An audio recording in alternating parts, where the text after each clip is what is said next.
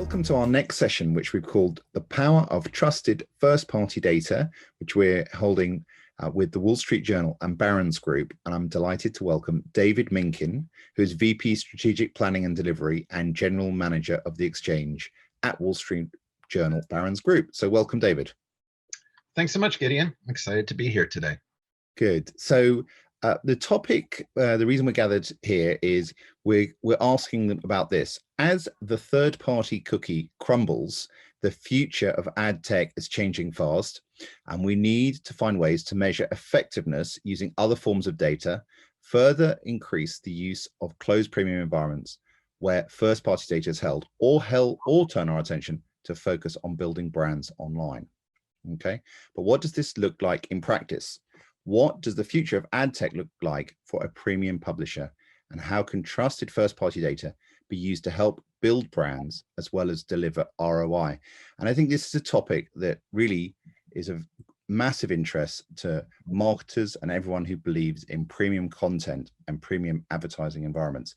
So David, I think the first question I should ask is, you're general manager of the Exchange, and what is the Exchange? How does it fit into the Wall Street Journal Barron's ecosystem?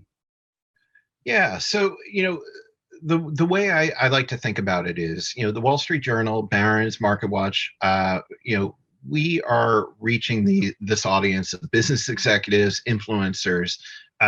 We have readers, paying members at an all-time high, 4 million right now, which we're very excited about. And so, what we've thought about is, we have a lot of advertisers that want to reach this audience. And what is the best way of sort of dividing the suite of products that we have available? And what we came up with was this concept of really two different groups. So one we call the Trust, and that's really our custom solutions group.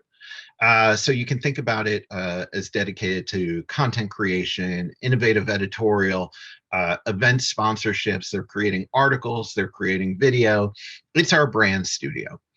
But then on the other side, we've developed what we call the Exchange, and that's what I'm running.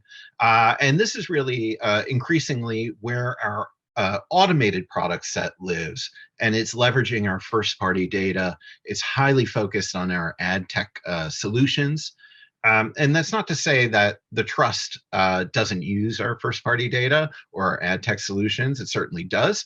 But we found this to be a handy way of helping illustrate for our clients sort of the two different focuses that we have internally to help tell their stories. Great. So if we were to put this into context for people watching, is there an example you can share that should have effectively what a solution that the Exchange is offering? Yeah, so I think probably the best example is a product we developed about 2 years ago called Thematic. And it leverages the Dow Jones data, Factiva data and taxonomy. So it really creates a best-in-class contextual targeting solution for our clients. It understands our content better than any sort of third-party solution would be able to do that. And so, what we can do is we can gauge a user's interest and then serve them relevant messaging. And we see CTRs, click-through rates, easily north of 3x our benchmarks when clients leverage the Thematic tool.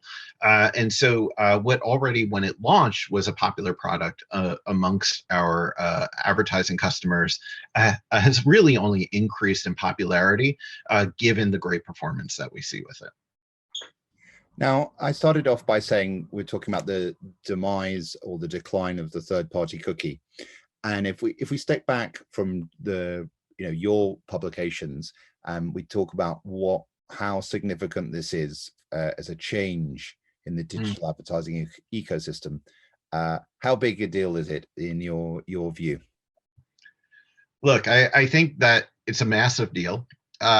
This is a fundamental change in how really our industry has been built up over the last decade or so, and we're completely now reimagining it. I think that on sort of the site publisher side of the equation, you are really seeing this trifurcation of haves and have-nots. And I would put in that first group of haves, I would say, you have the walled gardens, the platforms. They're sitting on a ton of first-party data. They'll continue to do well.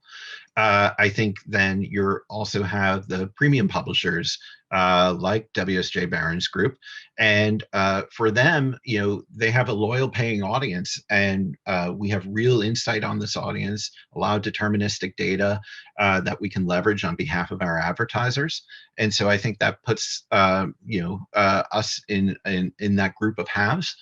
But then I think there's the other publishers that don't have that audience, where they don't actually know who their audience is. There is no connection, and for that group, I would say it's actually more of an existential crisis, because how do you survive in this world where third-party data is no longer available, and that's going to be it's going to be tricky for them to navigate. Yeah, and it's interesting because we saw the share prices of some of the ad tech companies sort of tumble early the start of the year when there's some, Google and Apple made announcements. But you've been preparing for this for a while, right? I mean, in fact, it's been on the radar for quite a while. What have you been doing to prepare? Yeah, so look, I mean, the Wall Street Journal, we were probably one of the earliest, if not the first, subscriber model online.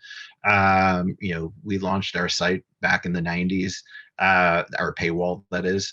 So we have a very deep understanding of our members. And these members, they're choosing to share their data with us. And we're using this data both to power the user experience, as well as develop intelligent solutions, ad tech solutions, so that our advertising partners, can reach this audience with the best message in the best way across our network. And I think what we've also been really focused on is, when it comes to this first-party data, is developing tools that work together. So we talked about thematic. We have a lot of tools and sort of that give a capability to our advertising partners to reach this audience. But then we also have a lot of first-party tools, such as one we call Insight, that then allows us to actually pull insights for how the advertising message is reaching the audience. And so again, we want to kind of create this entire suite, this 360 suite, that really helps our partners tap into the communities that we reach so well on WSJ Barron's Group. All right, I want to come on to communities in a minute because it's interesting, but let's look at it a slightly different way, because a lot of marketers you might be watching today, brands and agencies, may worry a little bit about things like brand safety.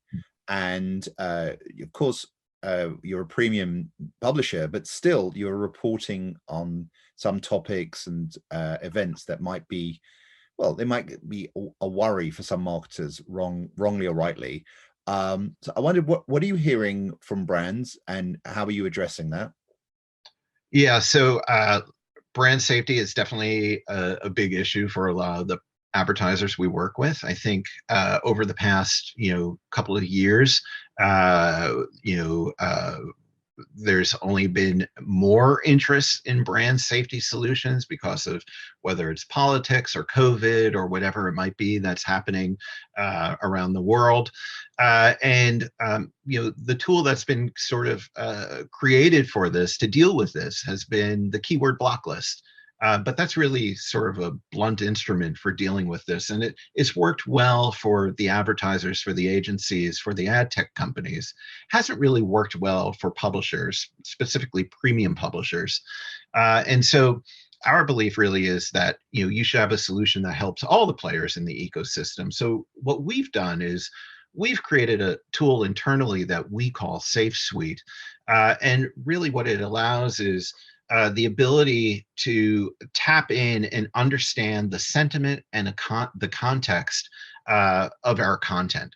And so in actuality, what this looks like is we'll take that original keyword block list from a client, we'll feed it into the Safe Suite tool, and then it will spit out basically a optimized block list that's finely tuned towards the Wall Street Journal Barron's Group content. So what this looks like in actuality is just to give an example, we had one client recently, they supplied us with a block list of 763 words.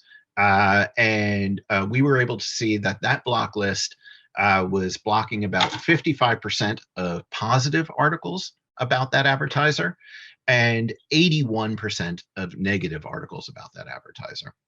We took that block list, we fed it into Safe Suite, and we got an optimized block list. That optimized block list was only 42 words. So we went from 763 words to 42. It ended up blocking 90% of negative articles. So we went from blocking 81% with the original block list to 90% with the optimized block list. So we did better despite having a lot fewer words. And we went from blocking 55% of the positive articles to only blocking 23% of the positive articles. So there was a lot less waste. And what we found is, okay, so this is great. You know, we're helping our advertisers get in front of a larger audience without sacrificing that idea of brand safety. And what we also found, though, is that there was this added benefit, and we saw click-through rates go up. And the reason for that is, at first we were trying to figure it out, but then we figured it out.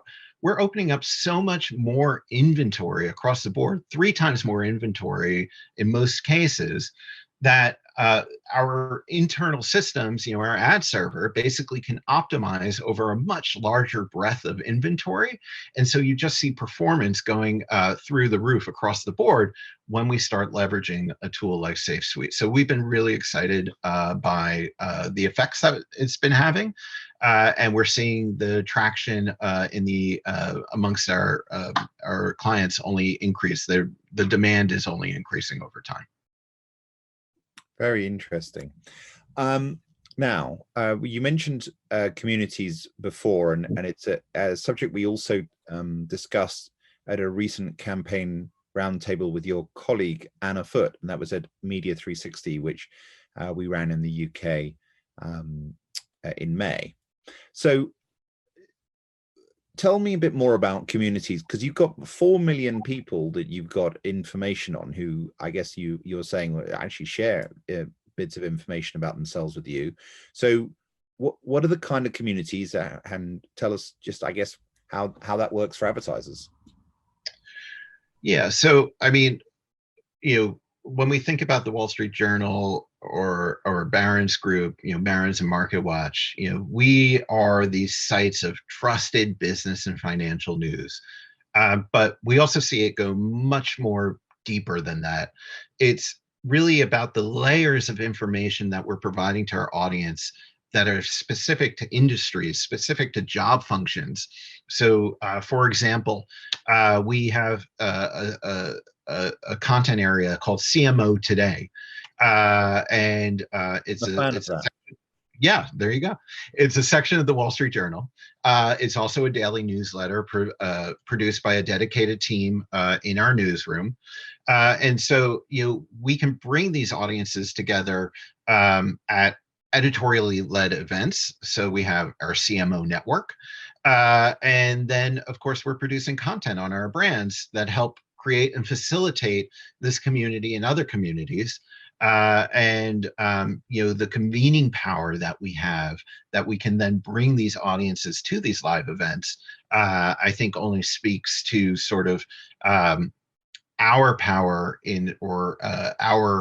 our power within the sort of ecosystem, that we can be that glue, we can be that connection that brings people from this sort of virtual, very sort of, you know, I'm reading this at my desk at home or in the office, to, you know, post-COVID, I'm in a room with these people, or even, you know, during COVID, I'm in a virtual room with these people interacting. That networking is something I think really specific and to the Wall Street Journal Barron's Group, having that strength to network and convene these communities, and something we're really proud of. And, you know, bringing it back to the exchange, what I run, you know, it's only made more and more robust uh, because of our community members, and that they're self-identifying and they're sharing information in order to be part of these networks, these communities. So it really all feeds on itself in a very positive way. And just to build on that just for a second, I'm interested what you've seen there in terms of changes since the pandemic. I mean, I'm talking to you from my home. Mhm. You, I believe, are in your home office. And what have you seen? Are there any trends you would pick out there in terms of what you've seen in terms of communities because of the way we've been working and living? Yeah, I think, I think it all comes back to trust. I think what we're seeing is, this loss of cookies. It does give consumers greater control. We're also seeing, increased privacy regulations, whether it's GDPR or regulations in various states in the United States. All of this is about sort of giving consumers more control. And so I think as we head into a world where that's true, there's more transparency. I think with more transparency, there's more trust. Users are choosing whom they want to share data with, and that will only drive further engagement with those partners that they are sharing data with. And I think in the case for us, in the case of communities, that's a virtuous cycle. The more information we have, the better we can cater towards these communities. The better we can cater towards these communities, the more people want to engage with us. That makes the community stronger and stronger and stronger. So I'm very optimistic about what the future means for the Wall Street Journal Barron's Group. Yeah, good. That's interesting. And it just if we I know you half touched on this, but if you were to sort of take us, we're in the month of June, so I guess over the next 12 months, what do you see as the things that are most, well, I guess what you're most focused on and what you're excited about in terms of the opportunity? It's really continuing sort of the work that we're doing right now. It's continuing to have that conversation with our users, to develop that value exchange, to understand what makes their lives better that we can offer, what gives them a better reading experience, what gives them, makes them want to engage more, and in exchange, taking the information that they share with us, in order to, again, create that sort of positive feedback loop. Um, I think, we're on that road. I think we only continue on that road. Our CEO said it a few months ago, and I'm going to paraphrase him, but trust is hard to earn and easily lost. And so we are very cognizant at the Wall Street Journal Barron's Group that we have an audience that trusts us. And we have made it our mission that we are really only going to continue to foster, and ensure that we deserve that trust, and that means working with our audience. That means creating products for them, being very transparent, and having this sort of open dialogue that, again, I think puts us in that bucket of haves, versus that bucket of have-nots, for which I think the future could be a lot less rosy. Yeah. Okay. I've got one more question for you, and it comes from a place of, I think our audience basically believe in the power of advertising and marketing. We certainly do at Campaign. But you're, you, as you pointed out, you've got this subscription business, which has been very successful and a pioneer in lots of ways. And yet you clearly believe in the value of advertising and the value of your audience and your environment for advertisers. Now, I know you're not a Netflix or a Disney Plus where they are ad free, but why do you believe that in advertising as important in the environment? Because it's something that obviously you're selling to your clients. Yeah. So, I mean, look, at the end of the day, we are reaching these communities. These communities are focused on specific industries, specific job titles, whatnot. We work and partner with advertisers who have stories to tell, services to offer that help these communities. And so, as long as we're, doing it in a sort of open, transparent way, I think there's a real value to the advertising that we bring to these communities. There's a real, um, positive overall effect that this advertising can have. And so, you know, I see it really as something that um, to not to not be in this world of advertising, it just seems like, why wouldn't you be? You can do it in such a way that it's only a net positive. Good. Well, I happen to agree with that because I obviously believe in the value of trusted journalism, and I want to say thank you very much to David Minkin, and thank you to the Wall Street Journal Barron's Group for partnering with us. Thank you. Thank you so much, Gideon. I really appreciate it.